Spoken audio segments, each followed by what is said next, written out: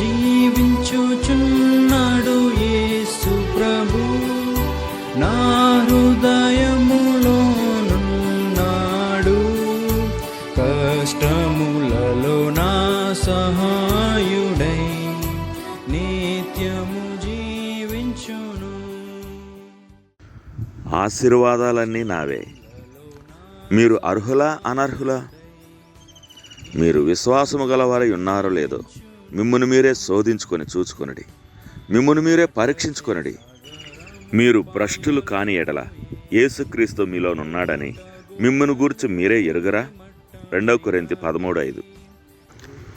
తన బిడ్డలందరిలో తన కుమారుడు నివసిస్తాడని చెప్పడానికి దేవుడు అలసిపోడు. బహుశా త్వరగా మనం ఈ విషయాన్ని మర్చిపోయి మన సొంత బలం చేత జ్ఞానం చేత జీవించడానికి ప్రయత్నిస్తామని ఆయనకు తెలుసు. కాబట్టే ఆయన ఈ విషయాన్ని పదే పదే పునరుద్ఘాటిస్తుంటాడు. ఆయన ఒక జలపాతంలాగా, ఆశీర్వాదాల ప్రవాహంలాగా ఉన్నాడు. కాబట్టే ఈ విషయం పదే పదే చెప్పబడింది. ఆయన ఒక పునాదిగా ఉన్నందున ఆయన మీద ఆశీర్వాదాలు కట్టబడ్డాయి. ఆయన ఒక సారవంతమైన భూమిగా ఉన్నందున ఆయన కృపలు అందులో నుండి మొలకెత్తాయి. యేసుక్రీస్తు నీలో ఉన్నాడు. ఈ వాక్యాన్ని ఒక వాస్తవమైన ప్రకటనలాగా చెప్పవచ్చు, మరియు ఒక ప్రశ్నలాగా కూడా సంధించవచ్చు. కొరింథీ సంఘానికి ఈ అనుభవం ఉన్న సంగతి పౌలుకు తెలుసు. అయితే వారు క్రీస్తును కలిగి లేరని కూడా ఆయనకు తెలుసు. అందువలన ఎవరైతే క్రీస్తును కలిగి లేరో వారు అనర్హులు లేక ఆమోదయోగ్యం కానివారు అని వారికి సూచిస్తున్నాడు. ఈ పదం యొక్క అర్థం ఒక పరీక్ష ఫలితాలను సూచిస్తుంది. ఒక $100 కాగితం మీద ఒక ప్రత్యేకమైన మార్కర్ పెన్నుతో అడ్డంగా గీత గీసి దానిని పరీక్షిస్తారు.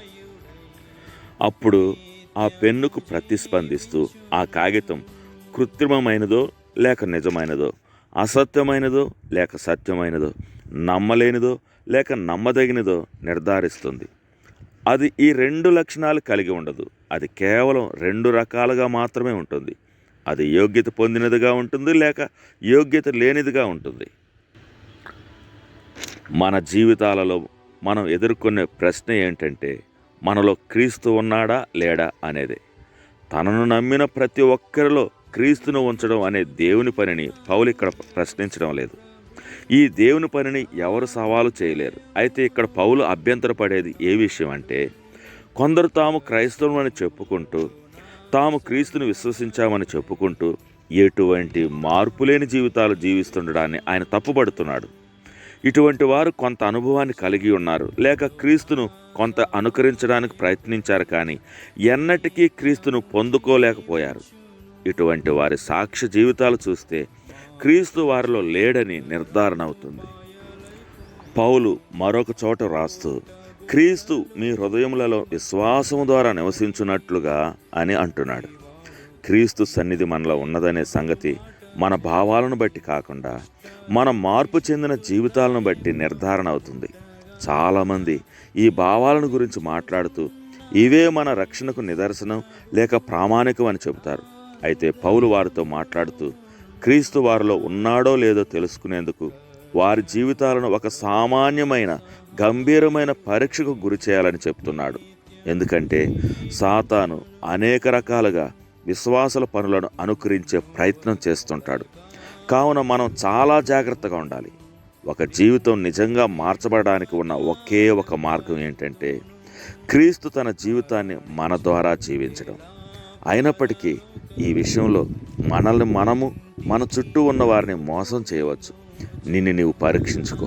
శరీరపు శక్తి ద్వారా జీవించే జీవితం మనల్ని సంతృప్తిపరిచినట్లుగా ఉండవచ్చు, కానీ అది దేవుని చేత అనర్హమైనదిగా ఎంచబడుతుంది.